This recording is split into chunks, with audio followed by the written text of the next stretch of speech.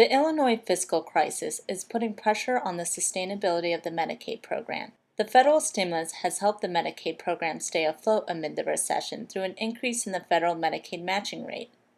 The American Recovery and Reinvestment Act increased the federal contribution to Illinois' Medicaid program from 50.3% to 61.9%.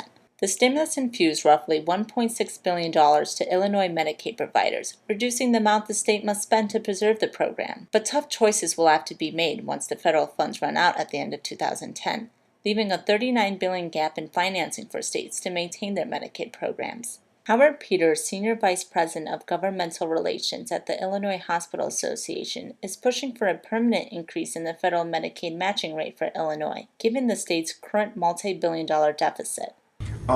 If the state can't get some additional help, it is going to mean that there are either going to be fewer people served or people are not going to get all of the services that they require and need.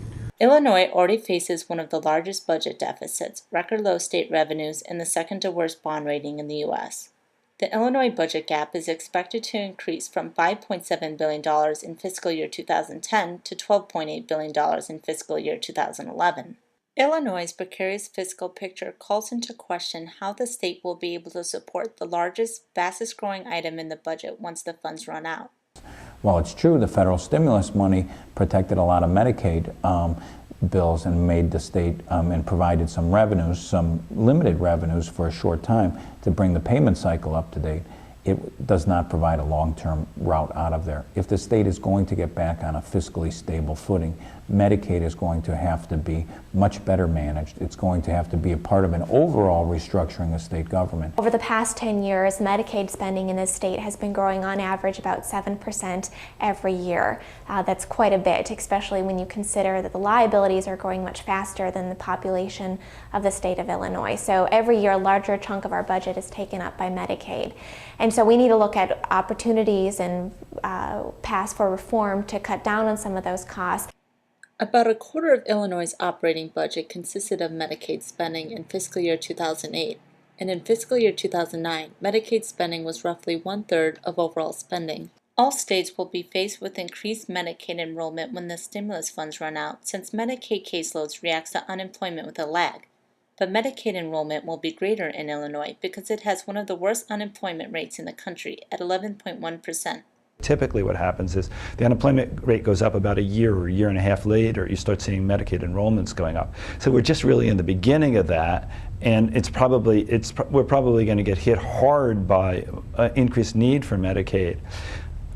And so we'll have to decide, you know, at what level do we want to fund people for Medicaid, and that's, you know, that can be really difficult choices, I think. The federal stimulus helped out some Medicaid providers like Dr. Akire, who treats Medicaid patients at his two practices on the north and south side of Chicago. Before the federal stimulus relief, he noticed the state always paid on time, but paid the smaller bills before the larger bills. Some of the major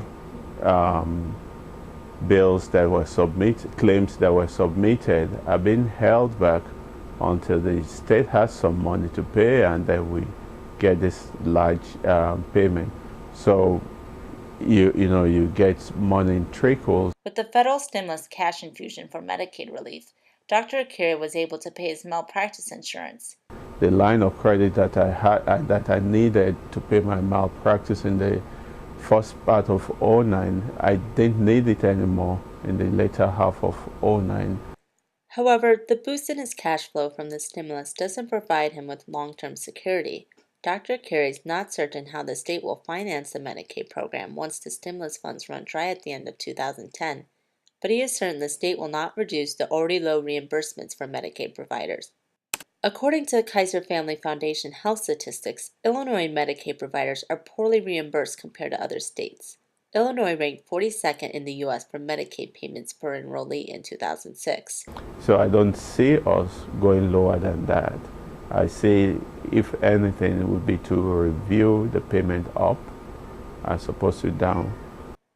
Because of the low Medicaid reimbursements, Dr. Akire sees twice the amount of patients to make ends meet.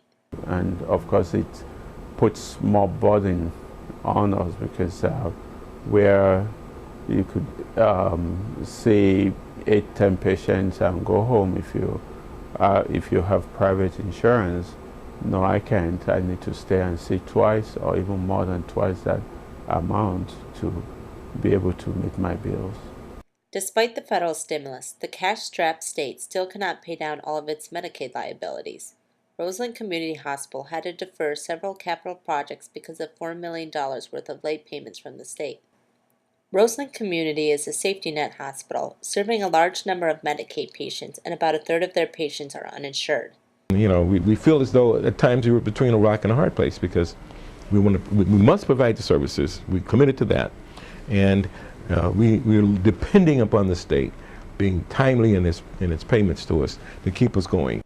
Roseland Community Hospital had to defer the purchase of a central monitoring system for the obstetrics department because of late payments from the state. The central monitoring system. This is monitoring babies that are in neonatology and in the nursery. That's a $250,000 outlay that we can't make right now. The small nonprofit also had to postpone plans to expand the second floor to an emergency room. We're deferring that until we, in fact, can shore up our operations, make sure the revenues that have been promised by the state and that are due to us by the state, are coming in on a routine and timely basis. Erman Irons says the state's inability to pay on a timely basis hinders the hospital's ability to serve the low-income Roseland area residents. They're not getting the counsel they need. They're not getting the medications they need. They're not getting all of the services that they need in order to address the health issues in which they are encountering. To be eligible for the federal Medicaid relief funds, states cannot restrict their eligibility levels. Since eligibility requirements will be off at the end of 2010, Illinois might turn to reducing eligibility to balance its budget. When Medicaid was founded in 1965, it was supposed to be a safety net for the poorest of the poor. Right now, 1 out of 5 Illinoisans are on the Medicaid program. I would argue that 1 out of 5 is probably not the poorest of the poor. So if we want to make sure that the poorest of the poor are getting the care they need in a system that is functional, where providers are paid on time, we do need to look at eligibility. The precarious fiscal state of Illinois has put the state in a position where it has no choice but to look at reforms to fix the budget.